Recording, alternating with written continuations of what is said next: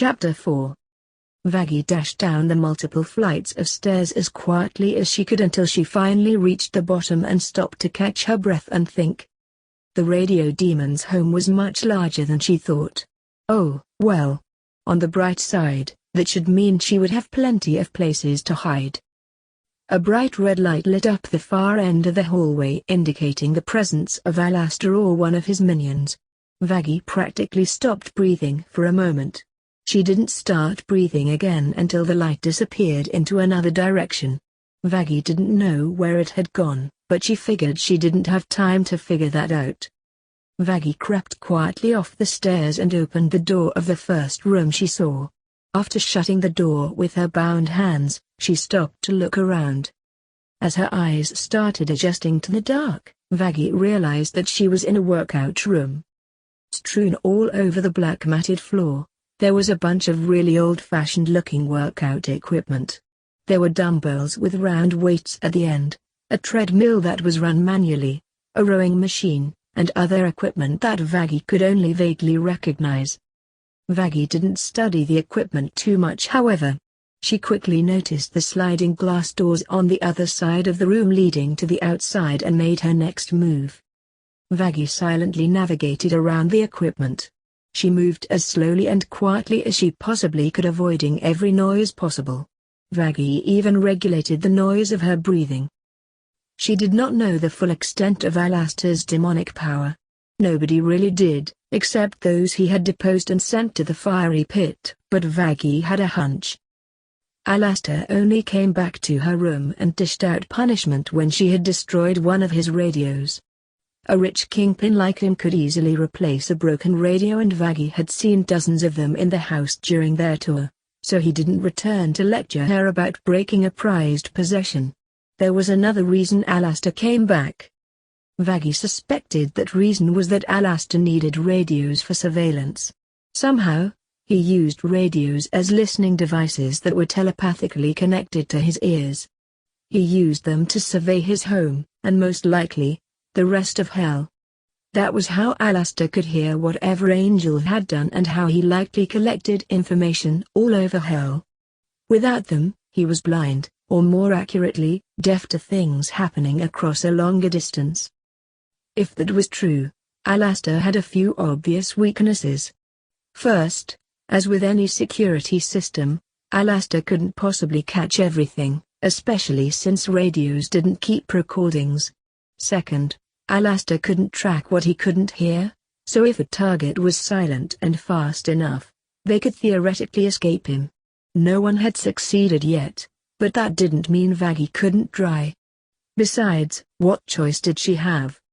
Vaggie finally reached the sliding door without facing any signs from Alastor. She unlocked the sliding door, stepped outside, and silently slid it shut. Still no sign of Alastor. Vaggie smiled. It looked like she was right.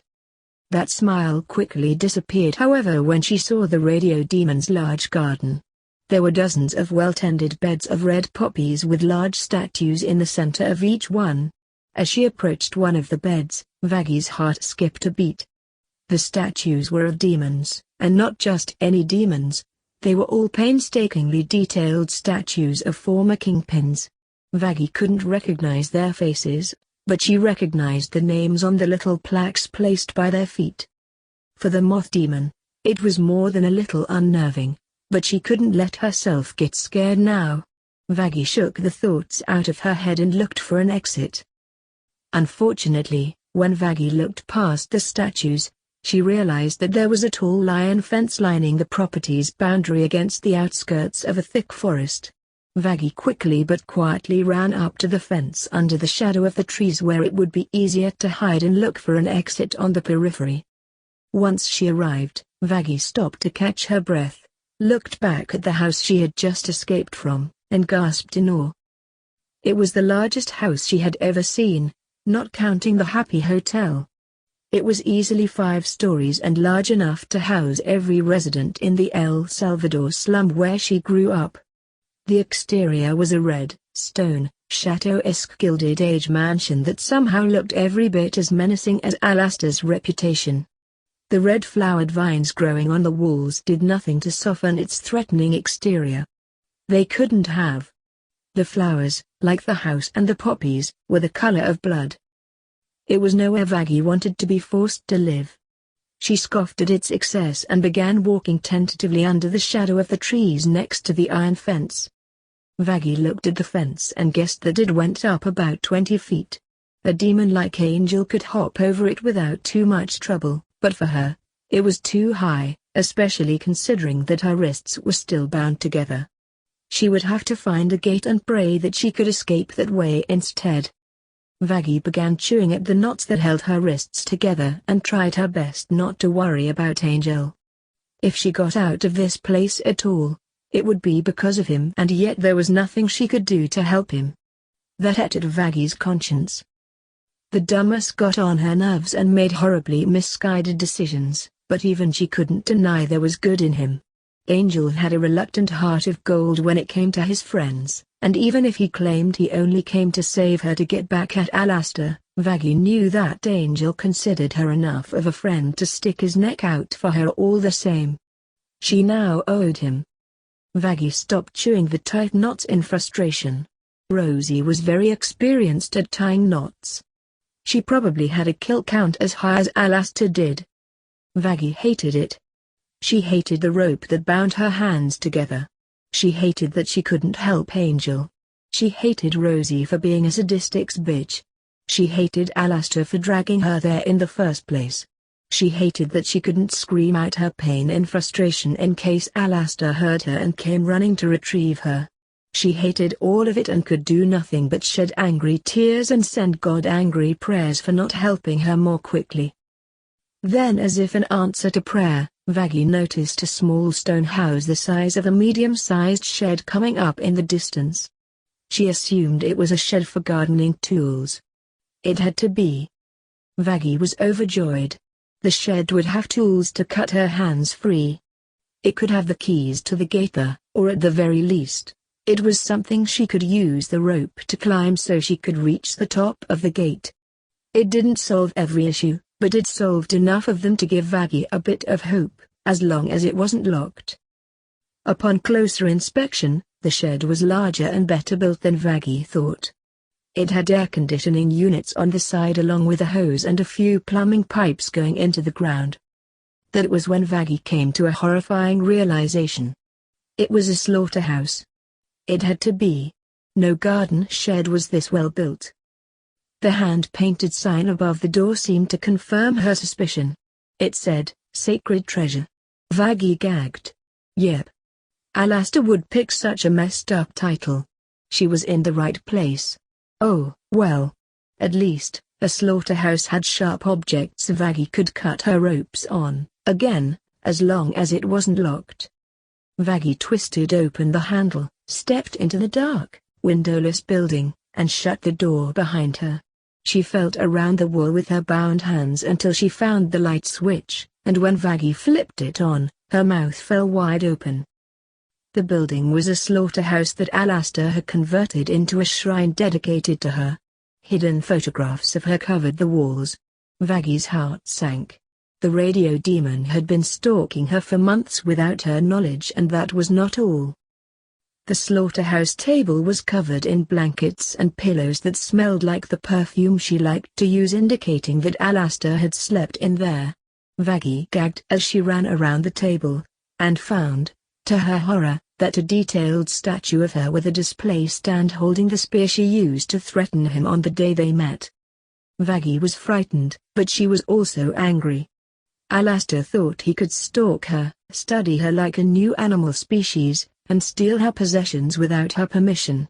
He was going to pay for that, but first, she had to cut her bonds. Vaggie began cutting her rope on the sharp spear in front of her statue.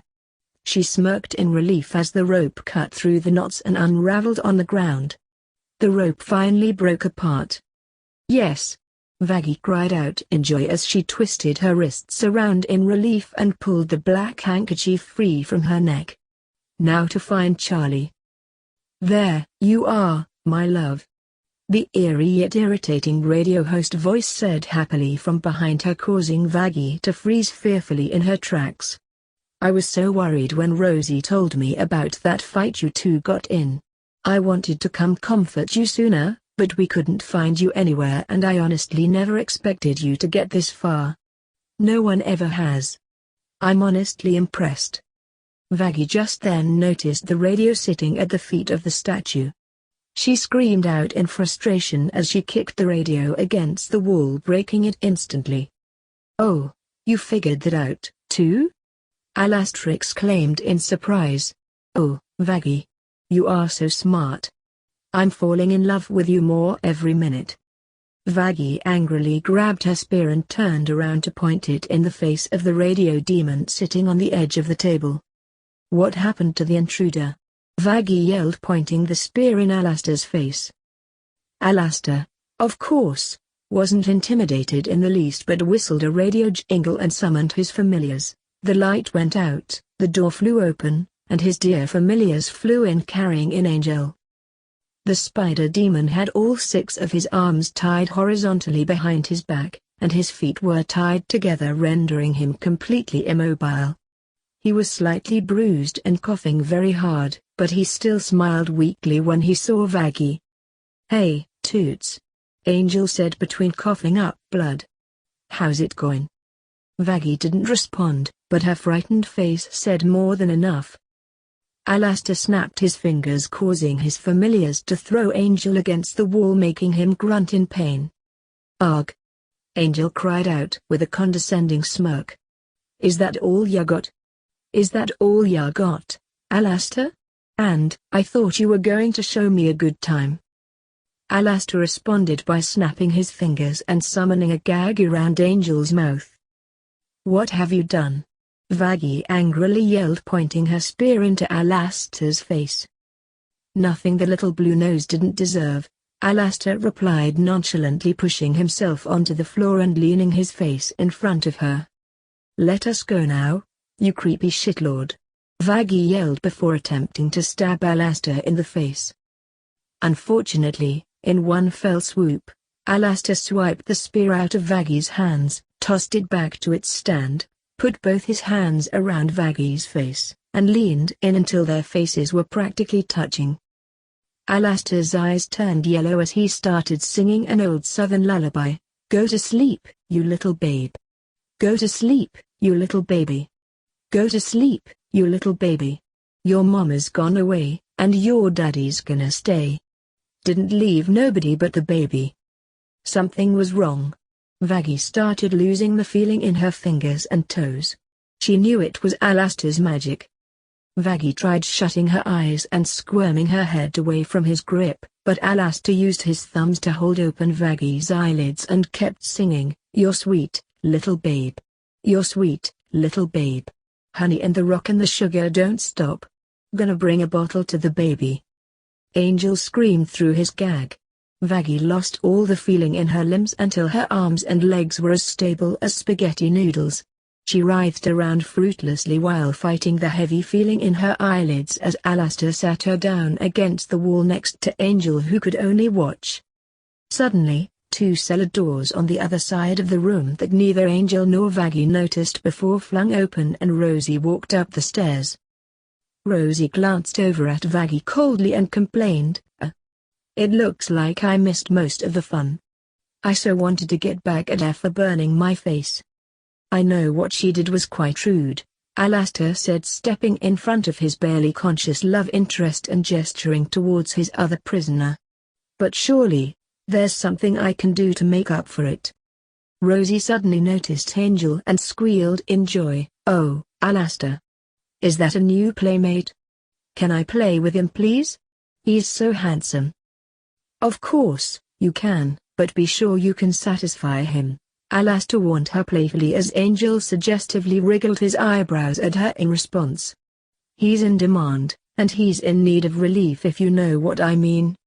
"Oh, of course," Rosie said, attempting to walk past Alastor to pick up her new toy before the latter put his staff in front of her. "But I need you to do something for me first, if that's all right," Alastor said. "Oh, "I don't mind," Rosie replied. "You are giving me such a cute playmate after all. What do you need?" Alastor glanced back at his two prisoners and gestured back at Rosie for her to follow him to the other corner of the room where their conversation wouldn't be heard. Not that Vaggie could hear them anyway. Her senses were being dulled by the second, and there was nothing she could do. The mouth demon began shaking fearfully until her right hand faintly felt a squeeze. She twisted her head over to look down and saw one of Angel's bound hands gripping hers. Vaggie looked up to see Angel's sympathetic eyes looking into hers in a warm, confident, unbroken stare. She could only stare back to show she understood and smiled tiredly as a few tears fell down her cheek. Angel did the same underneath his gag as he began massaging her paralyzed hand with his fingers. The moment was broken when Alastor's foot stomped on Angel's hand. Vaggie looked up to see Alastor's angry eyes glare bullets into Angel as he howled painfully into his gag. Alastor then knelt down to Angel's eye level, gripped the collar of Angel's jacket, pulled him in until their faces were almost touching, and whispered threateningly, "If you wish to live, Dust, you will never touch her like that again." Alastor then picked Angel up and threw him over his shoulder easily as if he were a towel. Before Vaggie knew what was happening, Rosie did the same thing to her. "Rosie, not so rough," Alastor protested, placing his arm on Angel's back to stabilize him. "If that is how you're going to treat my future wife, I might have to rethink your present." "My apologies, Alastor," Rosie said, readjusting Vaggie so that she was being carried bridal style. "I'll try to be more careful. Please don't give my new toy away." "I wouldn't dream of it," Alastor said merrily, stepping onto the first stair going into his basement. "I'll see you two later." Without another word, Alastor began stepping down his stairs while Angel stared back at Vaggie as reassuringly as he possibly could until they were out of sight. Vaggie stared back until her eyelids finally slid shut. As Rosie gently carried her back towards the house. I'm glad you enjoyed that video/gameplay. Just remember to hit that like button, subscribe to the channel, and leave a comment down below. Until next time, goodbye!